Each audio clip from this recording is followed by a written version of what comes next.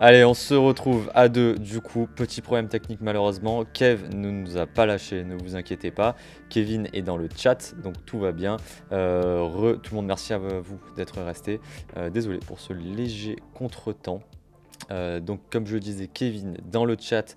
Et on a la voix off de Kevin quand même. Vous ne l'entendrez pas, mais nous, si on oublie des informations ou quoi que ce soit, Kevin est là à tout moment pour réagir. Donc, pas de problème.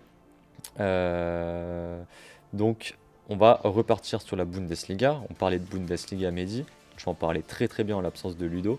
Donc on va repartir sur ça si ça va pour toi. Allez, bien sûr, c'est parti. Donc effectivement, revenons-en à nos moutons. Effectivement, donc tu nous parlais d'une défense Bayern à 3. Une défense à 3, le 3-4-3 pour l'instant c'est pas vraiment maîtrisé, surtout qu'en fait dans ce 3-4-3 il y a énormément de joueurs offensifs côté Bayern. C'est pas un 3-4-3 qui est encore très très équilibré. Après voilà, il y a peut-être un petit peu un manque de, tu sais, de pistons très très physiques, comme par exemple je sais pas, Gosens peut l'être à l'Atalanta, tu vois. C'est-à-dire c'est des gens qui sont peut-être un petit peu moins talentueux que les Leroy Sané, Gnabry, Coman, etc. Mais qui ont peut-être un volume physique et un impact aussi physique qui est un petit peu supérieur, qui va donner un petit peu d'équilibre à ce 3-4-3. Mais est-ce que c'est des choses qui peuvent se travailler au fur et à mesure? Oui, c'est des choses qui peuvent se travailler, mais je pense aussi que ça va passer si Nagelsmann va rester sur le banc du Bayern, hein, quoi qu'il arrive, puisqu'il va être champion d'Allemagne. Mais si Nagelsmann veut creuser dans cette direction, ça va passer aussi par des recrutements. C'est sûr et certain. Je pense que lui, son idéal, c'est ça. Et malheureusement, pour l'instant, il n'a pas vraiment les joueurs pour. Donc bon. Puis en plus, Kevin qui nous dit qu'il manque un Thilo Kehrer, effectivement. Absolument. Et Forza Youth qui nous dit Gosens est à l'Inter, si jamais, actuellement. Oui, effectivement, bien sûr. Mais tu parlais de quand il était à l'Atalanta. Cet hiver, effectivement, il était mais quand il était à l'Atalanta, effectivement, ça jouait comme ça. Tout à fait. Effectivement, donc peut-être encore un peu de travail à faire pour le Bayern. Ouais, un petit peu de travail. En tous les cas, ils sont perturbés au niveau des résultats. Pas au meilleur des moments, et ce qui donne aussi beaucoup d'équilibre, ce qui donnait beaucoup d'équilibre au Bayern les saisons précédentes et même en ce début de saison, c'était Leon Goretzka, et depuis qu'il n'est plus sur le terrain, c'est assez compliqué, vraiment. Et puis Richard, c'est pas non plus génial. Enfin, c'est pas du niveau de Davis quand il est vraiment en forme. Donc il y a pas mal de choses qui font en sorte que voilà, c'est pas super. Après, Niklas Soule, il fait un très bon match. Et puis, c'est à peu près tout. Kimmich aussi fait un très bon match. Mais bon, c'est à peu près tout, quoi. Le Bayern, dans tous les cas, s'en est à peu près sorti contre une très bonne équipe du Bayer Leverkusen. Ils ont fait un partout. Finalement, c'est peut-être ça l'essentiel, c'est-à-dire de ne pas laisser le Bayer se rapprocher trop au classement, même si le Bayer est quand même relativement loin. À côté de ça, donc, il y avait le match pour la 4e place entre Freiburg et Leipzig. Et effectivement, ça s'est neutralisé exactement de la même manière, avec un partout, encore une fois.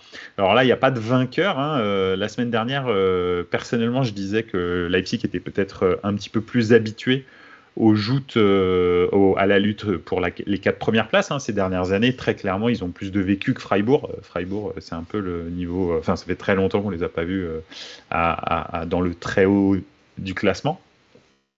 Donc voilà, ça s'est un peu neutralisé. C'est pas forcément une super opération pour Leipzig qui aurait peut-être pu faire la différence.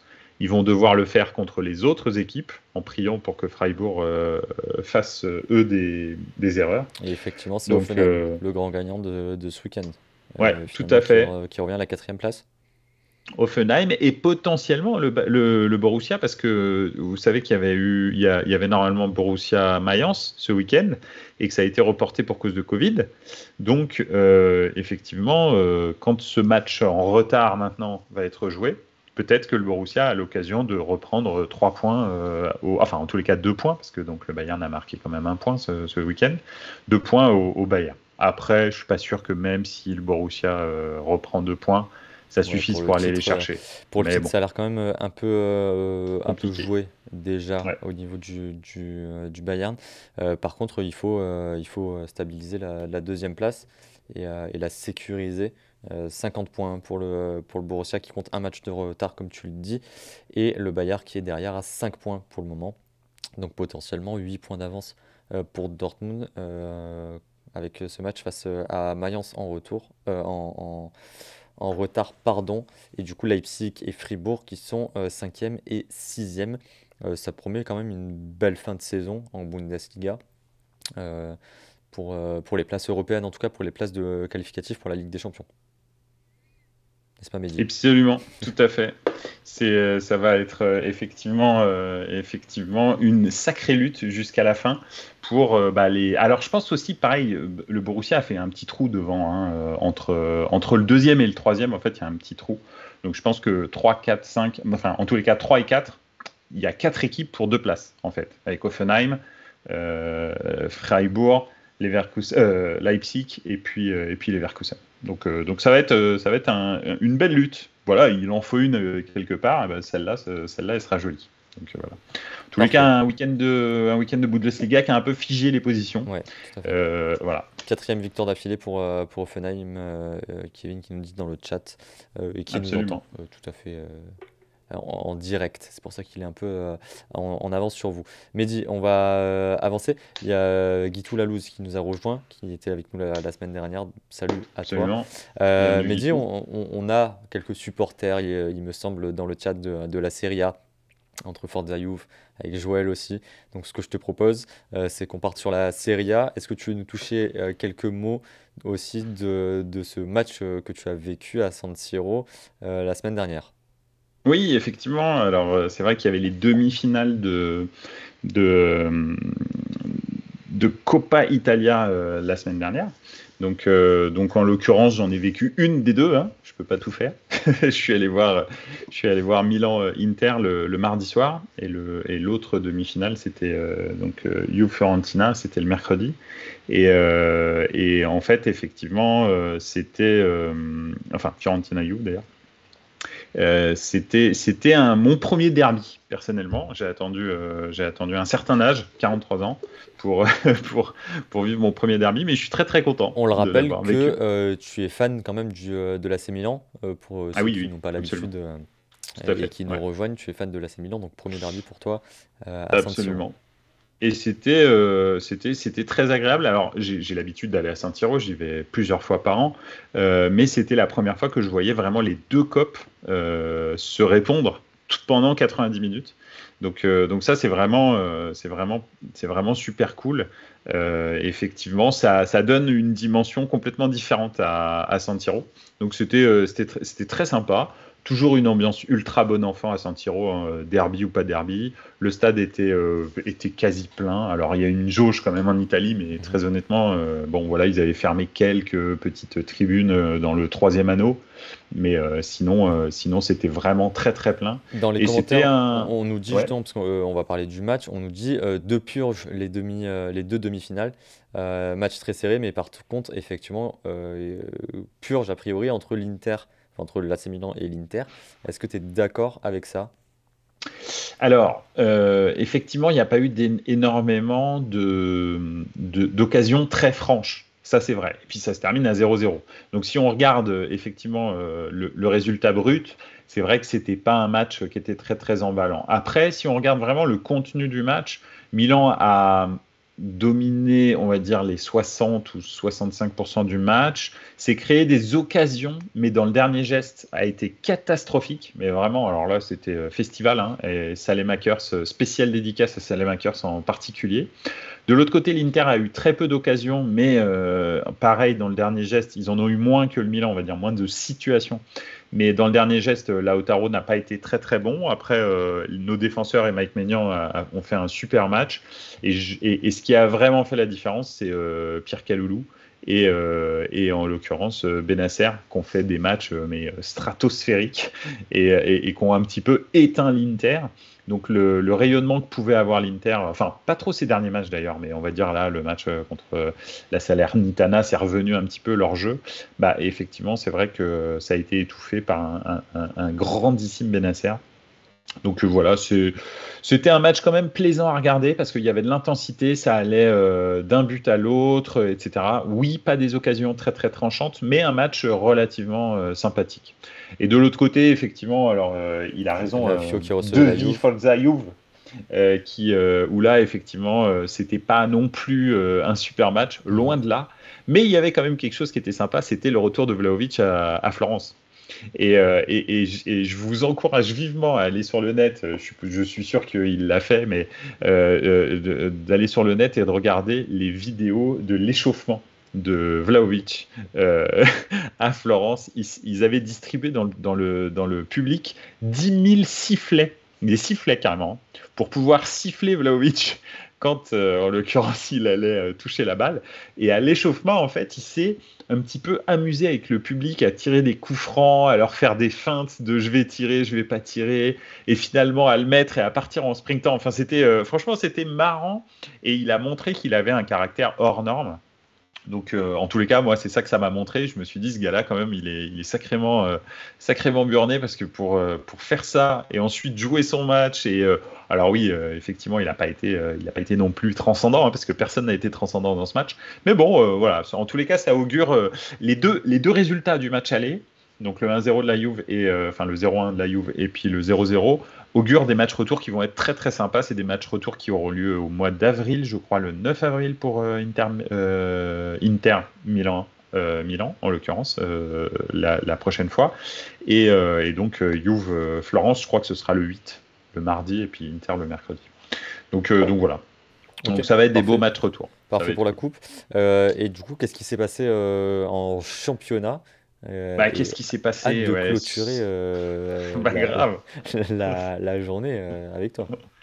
Absolument, il y a eu, bah, il y avait en gros, il y avait un très gros match. C'était donc le deuxième contre d'ailleurs, le premier contre le deuxième, le Napoli contre le Milan. Donc ça, c'était le gros match à Naples, qui était dimanche soir 20h45.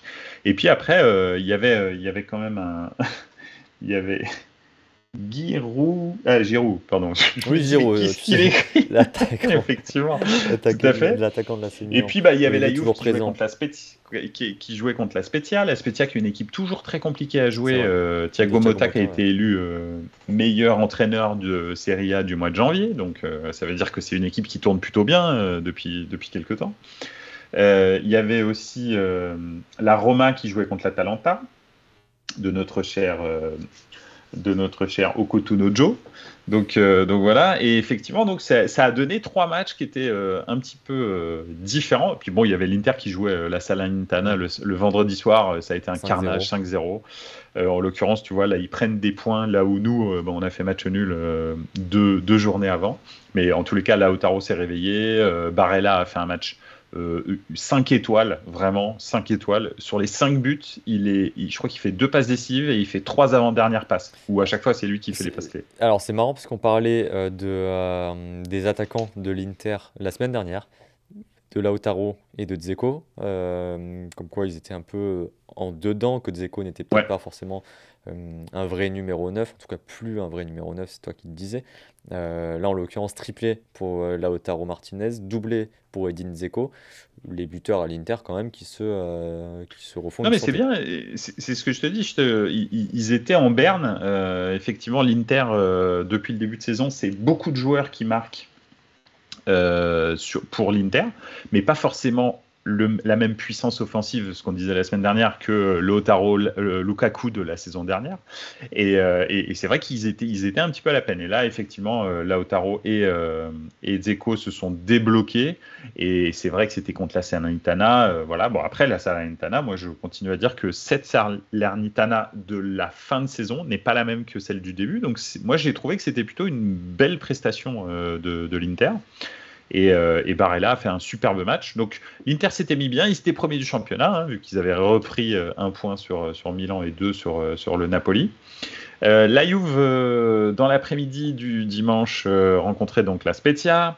Et honnêtement, alors je ne sais pas ce que notre ami Forza Juve en pense, mais c'était un match compliqué. C'était pas du tout un match facile. Morata a marqué un but assez rapidement dans le match. Et puis après, derrière, en fait, la Juve s'est pas créé énormément d'occasions. Enfin, en tous les cas, ils s'en sont créés, mais ils n'ont pas réussi à les mettre au fond. Et la Spezia les a embêtés jusqu'à la fin du match. Très honnêtement, c'était un match un petit peu compliqué.